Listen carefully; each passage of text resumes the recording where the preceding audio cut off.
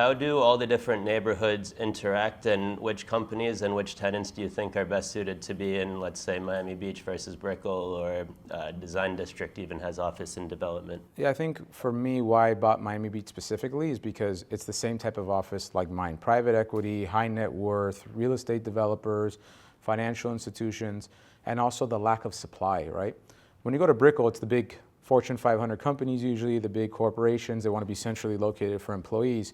And that's great, but I don't like the supply-demand constraints there. There's a lot of potential supply there. Miami Beach, I can name on my hand how many Class A office buildings are actually there. And that's what got me excited, that this is, I think, either the largest or second largest office building in all of Miami Beach. And we own 750 parking spaces. We're the highest parking per square footage in the entire city. And to me, that just gives me a natural advantage. But also, something that was very weird that I realized, we're the only major thoroughfare east to west of Miami Beach that's 4 lanes on 17th Street. So in terms of traffic flow, it's very easy to get from Sunset Harbor to Collins. That provides that easy access for people to work, but also I'd say a third of our building tenants are either within a 5-minute drive or even come with golf carts to work. And I thought it was the coolest thing in the world versus like me, that I live half an hour away from the office. I have to drive half an hour. It's just, I don't want to do it anymore. I want to be close and convenient. And you've seen the big jump in home sales in Bay Road and Sunset Harbor area and Sunset Islands and all these high-priced condos on the beach. So I said, that's the market in the area I want to focus on. And let's get into that. How is the Miami Beach market? There is almost no supply of waterfront housing. The pricing is at record highs.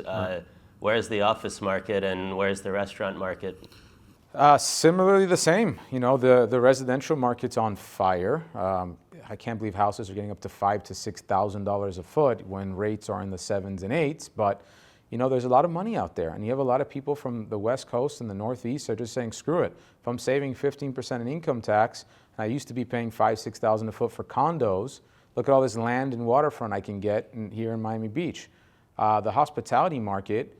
There was some guy that was talking about how it's restaurant Armageddon, and I'm sitting there laughing my ass off. Like, are you seeing how many restaurants that we have are in the top 50 restaurants in the entire country? Where's a second-gen restaurant space that I'm not aware of that I haven't bought yet because it's been empty for a year?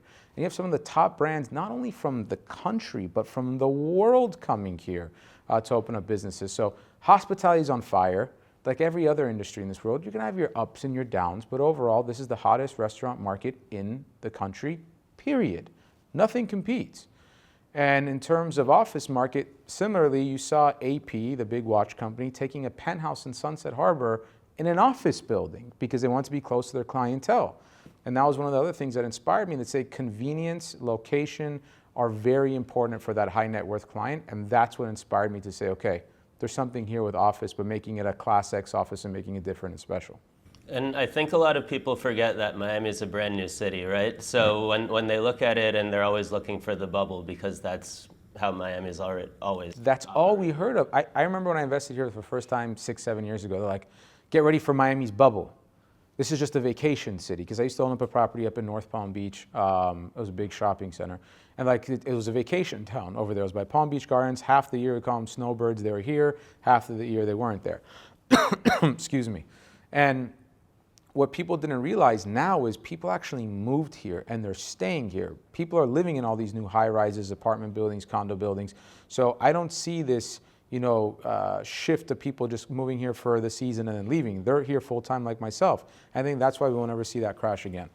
And as a very hands-on developer, most of these districts are brand new, right? Brickell 15 years ago, there was nothing compared to what it is today. 7 years ago? I mean, even 7 years ago, before Brickell City Center, Brickell was nothing. It wasn't exciting. You didn't have any restaurants there. That was the catalyst that made Brickell like holy mother of God. It's special. Even Wynwood wasn't there 7-8 years ago as like it is now. And let alone that with Michelin stars and attracting the top chefs and the top talent. Right. How does this new energy around Miami give you the opportunity to really, create these districts into something that wasn't there before with either your Wynwood Jungle? There's a lot going on in Design District, Miami Beach. How does that blank canvas really help? it has goods and bads. The blank canvas is great in the sense you have all these emerging markets, which is exciting, but you also have a lot of overdevelopment. A lot of people are saying, oh my God, look how successful Brickell is, so we're going to build 2 blocks down and we hope to get the same type of energy and the same type of tenancy. But now you're starting to see, in my eyes, a little bit of an oversupply. Like Wynwood, everyone's building ground floor retail and building tons of new high rises. Design District is still like somewhat close niche together where you don't have a lot of room to grow east and west. Downtown Miami still hasn't blown up yet with everything open, so how's that going to affect the market? Brickell's still the hottest market where you can't find anything, but the good thing is like Miami Beach, Wynwood, Design District, south to Brickell, if you look at this compared to other markets like LA or New York, it's still relatively small. It's not that much stuff. The problem is everybody's going after the same dollar. And can it support all those restaurants? And I think that's the thing that's kind of difficult for me when I'm buying things, because people are like, oh, Robert, well, you can buy this and make this hot. It's like, you have to buy on the exactly perfect corner in the exact right spot. You can't just say, Wynwood's hot, so I'm going to buy everything and be successful. So you have to be laser focused on which specific corner, which specific street, and I think that's very important for investing now.